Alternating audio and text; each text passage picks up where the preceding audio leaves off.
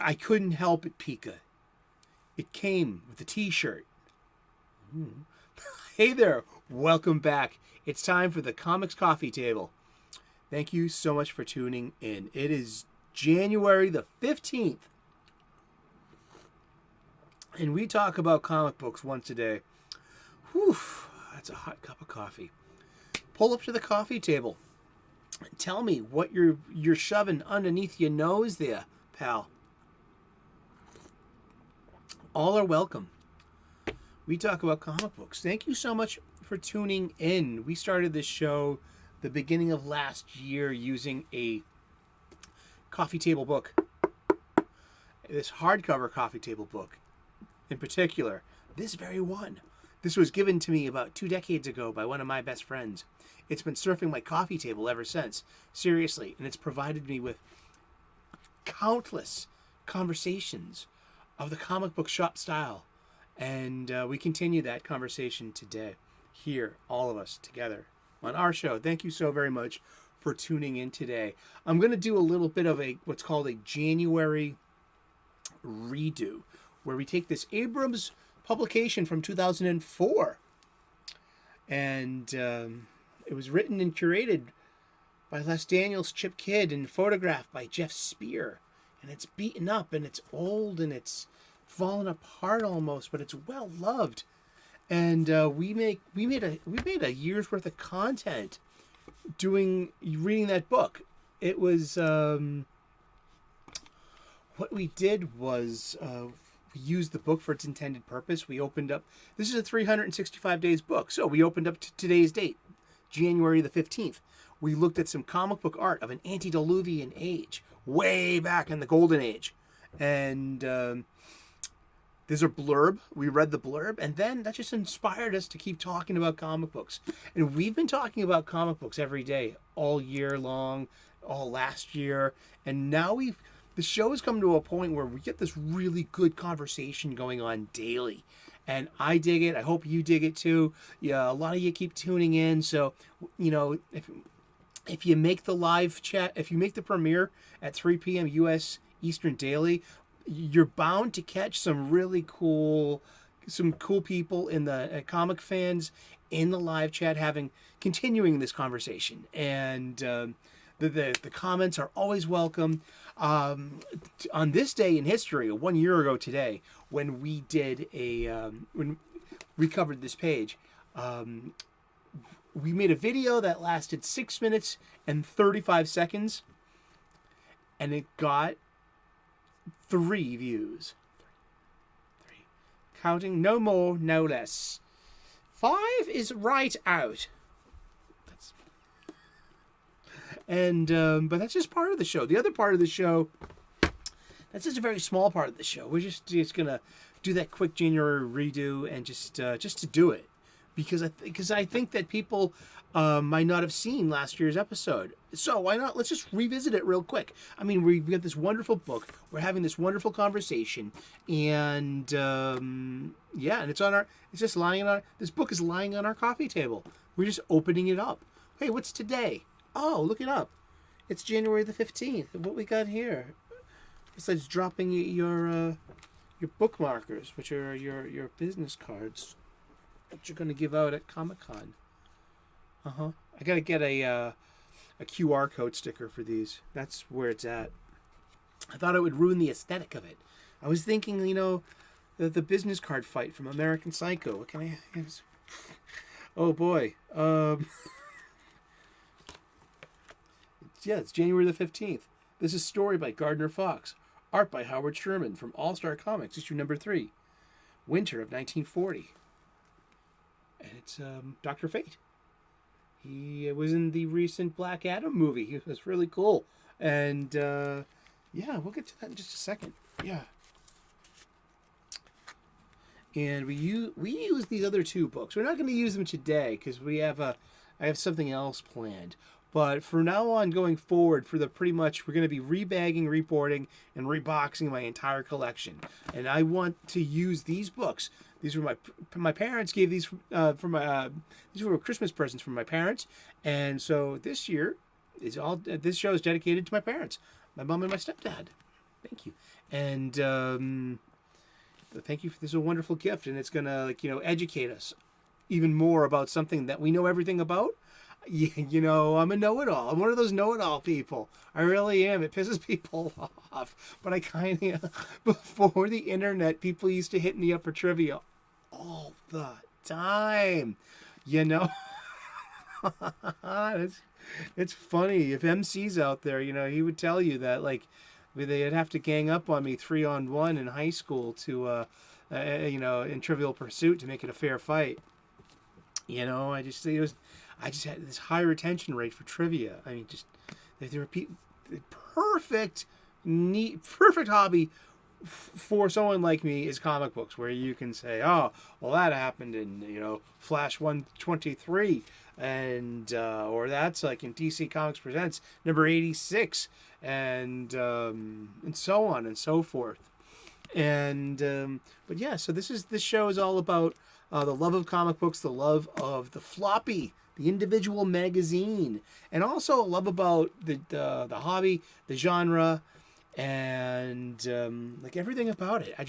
I love comic books, and if you love comics as much as I do, you're in the right place at the right time. So let's get to it. Just want to let you know that there are links in the description to all of these books where you can get your own copy and put it on your coffee table and play along at home. And thank you so very much for dropping in today.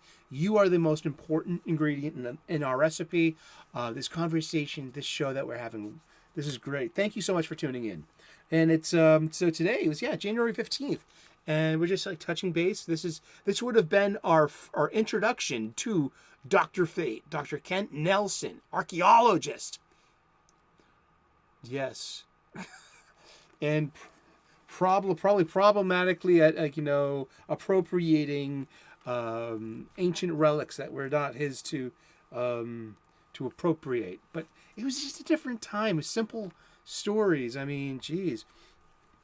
And but all the same, this was story by Gardner Fox, art by Howard Sherman, from All Star Comics, issue number 3, winter of 1940. The United States had not yet entered World War II. But it was going on over in Europe. And, the Japanese were starting trouble with the Chinese as well. So there was just, the world was brewing in war, pretty much. And created in 1940 by writer Gardner Fox and partially inspired by the work of horror author H.P. Lovecraft, Dr. Fate was a mysterious magician? We found out last year that the golden age of comics were just filled with stage magicians, especially real magicians pretending to be stage magicians. Stage magicians were huge at the time. Remember, in the 1940s, they did not have television yet, not as we have it today. I mean, these stories started in comic books, which also were to compete with newspapers. So everybody knew what the funny pages were in the newspaper, but only kids had this new thing called pocket change, which they spent their 10 cents on, and got a 60-page comic book that they could read over and over again. And it was in color, and it had no lack for special effects or fantastic circumstances. Yeah. Welcome to the show. This is how we talk here. This is how we roll. I love this kind of stuff, and I'm glad you do too. And I'm glad you're here with us. I hope someone told you that recently. I'm glad you stuck around. I'm glad you sucked it up. I'm glad you got through it, and I'm glad that you're dealing with it and coping. And hopefully this is a couple of minutes that you don't have to worry about any of that stuff. We're just going to talk about comic books. Then we're going to get back to our normal lives and just TCB, take care of business and get stuff done. Remember, we have to run our day, or the day could run us. That's my quote. Me. Alrighty. Okay. Dr. Fate was a mysterious magician whose face was hidden behind a golden helmet. From his headquarters, a doorless tower in Salem, Massachusetts. Just, minutes away from me currently. He fought evil with the powers he had acquired while exploring the pyramids of Egypt. Culturally should have just left it there, wasn't it? It was a simpler time. Museums were the thing, you know? Hey, we're in the 21st century now. We have 21st century solutions to 21st century problems. And let's go to the future together. Indeed, the macabre nature of Dr. Fate was emphasized by the original artist, Howard Sherman, whose charmingly stylized drawing is somewhat reminiscent of Art Deco. This simple but memorable panel, here greatly enlarged, seems like a distillation of every superhero story ever told. When Sherman left the strip in 1943, and the mask was modified to show more of Dr. Fate's face, the Man of Mysteries days were numbered. I must hurry. Inza is still in danger. Dun dun dun. Yeah. Springing to action. Cape of billowing in the breeze. And Edna Mode said, no capes. I hope that you've seen The Incredibles. I have not seen The Incredibles 2. But yeah, that was our redo of January the 15th's page. It only got 3 views, so hopefully you all enjoyed that as much as, you know, everyone else did. It's 2 views plus me. You know, I'm always watching it to get the view. We all do. Everybody does that. Seriously. But I wanted to continue something that's been going on all week. So it was a week ago I was on Wakazashi's Tea House with Gray. He's an internet friend of mine now, and we met through this YouTube community and our fandom. We call it the Fellowship. So yeah, we meet in the live chats, and we've made friends. And he's a British man living in Japan for 20 years, and he's current on comics. He's got a great outlook, and he's very smart. He's a peer. He's my age, and we like all the same things. You know, kind of. You know, so we like talking about the same things. You know, Blade Runner, Monty Python, and stuff like that. He's a great guy, and he's a big comic book fan. And he had us on his channel last week. We had a 2-hour discussion. Wes from Thinking Critical was there. Hey, Wes, he has called me the Sultan of Soup, and he's invited me on his Saturday show a bunch of times. I'm wicked grateful and blessed to be part of Wes's comics aficionados, you know, circle. And also Jim from Weird Science Comics, who I met through Wes's Comics Aficionados Saturday show. It's a great community. We've got a great show, so tune in. And I'm blessed to be part of it when he asked me to be on. It's awesome. But we had the subject was the top 5 comics of 2022. Now, I've already covered a bunch of them. I think we covered them all. My number 1 comic was Jeremy Adams' The Flash on DC Comics. My number 2 comic was Scott Snyder and Francesco Francavilla's Night of the Ghoul on Comixology Dark Horse. We're going to do number 3 right now, because yesterday we talked about number 4, which was the manga Crazy Food Truck. And the day before that, we did my dubious number 5 pick, which was Avengers versus X-Men versus Eternals, Judgment Day, number 1 by Kieran Gillen on Marvel. And it's dubious for a reason. Go back and watch it if you didn't. It was $5.99 of my money spent, and I got a lesson learned from that comic book. Namaste. So today we're doing number 3, and because I kind of felt a little like I wasn't trying to weasel out of an answer. I had an answer, and I really do, and I still do, but I wanted to use my platform and spread my message. I wanted to appreciate for a moment crowdfunding comics. 2022 was the year I got into really spending money and being pleased by my results with crowdfunded comics. My first crowdfunded comic that I ever got was in 2021. It was Cyberfrog Blood Honey by Ethan Van Sciver, and I bought off of his eBay store.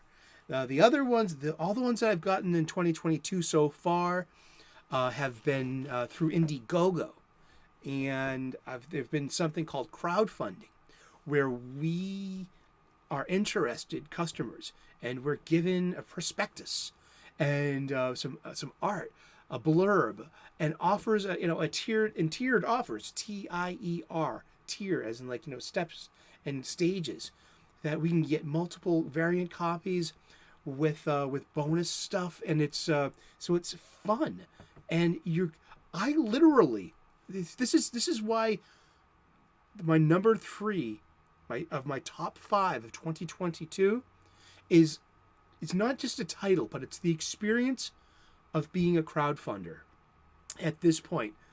And I'm of an age. I'm a Bronze Age baby.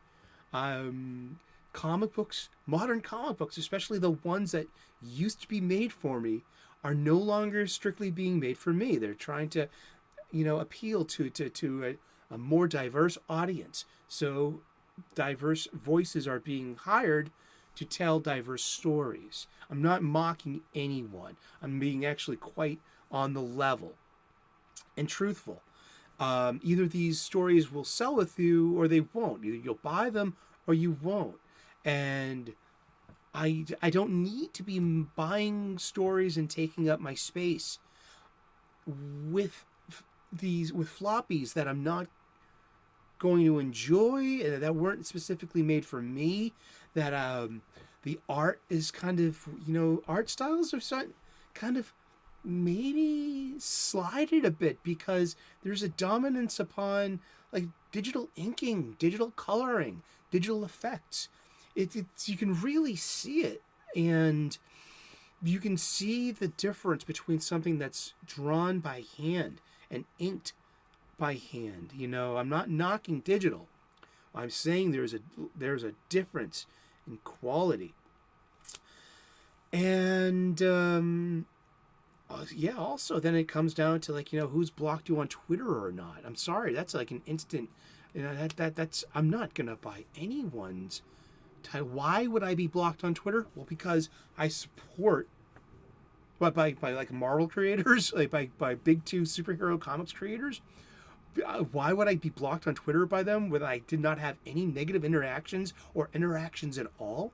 Well, it's because I follow people on Twitter and adjacent to these crowdfunding comics, and there's a big it's a big drama game, or it's more like wrestling. I grew up in the 80s when there was WWF wrestling, WWE wrestling. It used to be called WWF wrestling, and you had Hulk Hogan and Roddy Piper, and you had these things called heels, which were bad guys, and baby faces, which were the good guys.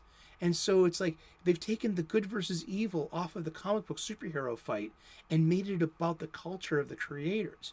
And there are just like good guys and bad guys, apparently. I mean, I just want to buy comic books. I just want to have fun for my dollar. I want to feel like good about what I'm buying, and I don't want to feel preached at. And so a thing about these crowdfunded comic books is that I am literally a patron for the art. So there's this perspective, a site, and then you buy in at that tier, basic, medium, high, executive, and you get bonus stuff or variant covers, and the higher you get and the more you contribute, because once this is printed and published, the author is going to keep those books and sell it, usually like on an eBay store, and they're going to mark that up. So we're getting it at a great price, in a way too. So, and maybe I'm also being a bit naive about the process too. I'm just the customer. I just want to buy fun comic books that are drawn in a way that just excite me and get me going. And so, as I've been doing,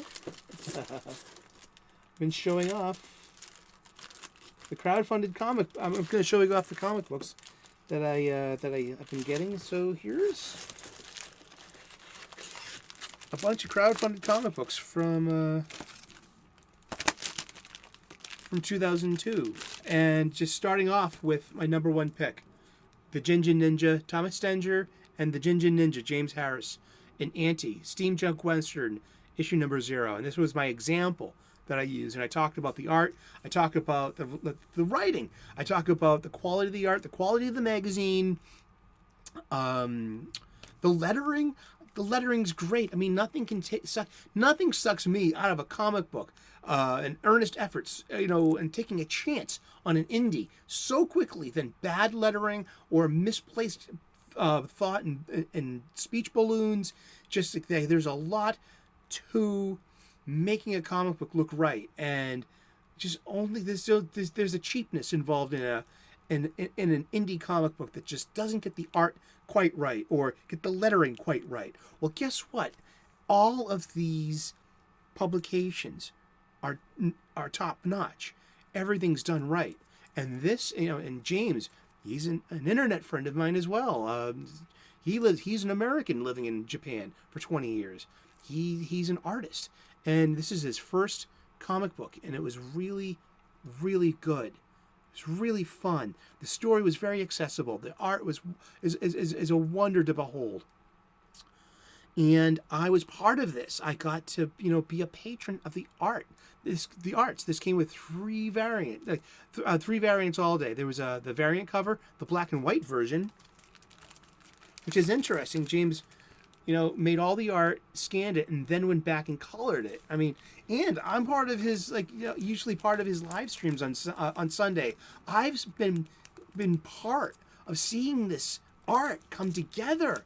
I've watched him put these panels together and even asked, where are you going to put the gutters and things like that. It's been a great experience. So and also to top it all off, being a literal patron of the arts. Other titles I got this year too. I got Inglorious Rex by Shane Davis and Yanzi Lin. I saved all the stuff there. This came with a variant cover as well, and Starlight Cats. That's a lenticular baseball style card. I mean, it's lenticular.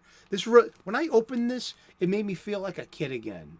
Opening up the bubblegum cards and finding a holo card.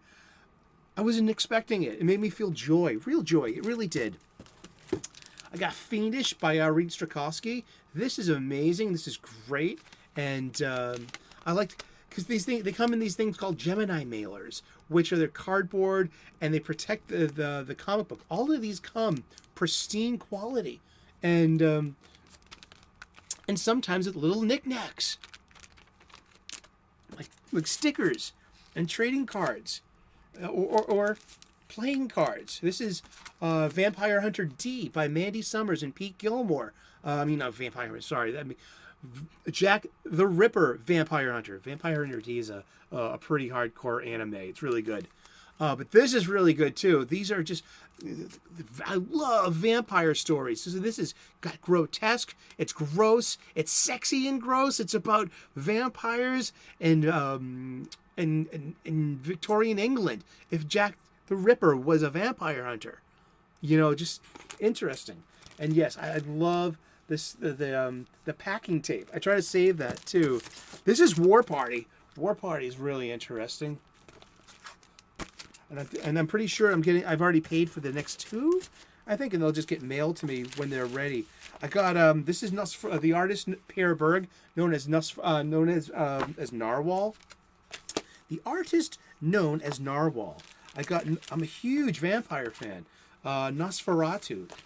This is his retelling of the F.W. Murnau movie, the 1922 silent film.